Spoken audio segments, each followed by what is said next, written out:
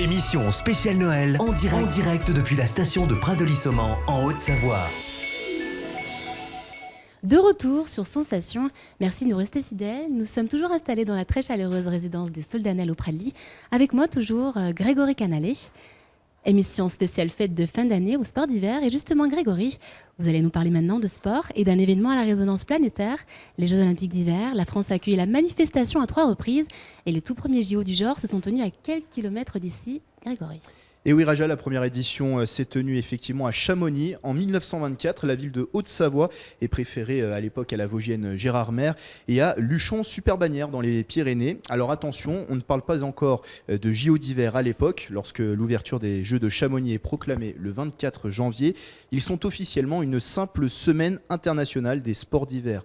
À l'occasion des Jeux Olympiques de Paris, les JO d'été se tiennent effectivement dans la capitale la même année de mai à juillet. Pas d'allumage de la flamme olympique donc lors de l'inauguration donnée par Gaston Vidal, sous-secrétaire à l'éducation physique. Le tir est finalement rectifié un an plus tard. Le 27 mai 1925, le CIO, Comité international olympique, prend la décision de rebaptiser après coup cette semaine à Chamonix comme les premiers Jeux d'hiver de l'histoire.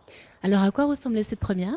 Alors quelques chiffres à l'appel, 12 jours de compétition du 24 janvier au 5 février 1924, 16 nations participantes, 258 athlètes, 6 sports et 43 médailles remises au total. Une belle fête puisque la manifestation attire plus de 10 000 spectateurs. Mais cela aurait pu tourner court. 8 mois avant le début des Jeux, tout n'est pas construit. Ce ne sont pas de petits fignolages, mais de gros travaux qu'il reste à faire, notamment la piste de bobsleigh, la patinoire et le tremplin de saut à ski. Et pour couronner le tout, d'importantes chutes de neige empêchent les derniers préparatifs à quelques jours du lancement de ces JO. Impossible donc pour les athlètes de s'entraîner. L'annulation est même un temps évoquée. Heureusement, l'armée intervient rapidement pour déneiger et la compétition peut débuter. Le temps est d'ailleurs magnifique lors de la cérémonie d'ouverture. Alors que doit-on retenir de ces Jeux Olympiques ? Eh bien pour cette première, Raja, les pays nordiques ont effectué une véritable razzia. La Norvège en tête, qui alignait seulement 16 athlètes au départ, est repartie avec 17 médailles. 4 d'or, 7 d'argent et 6 de bronze, loin devant la Finlande et ses 10 médailles.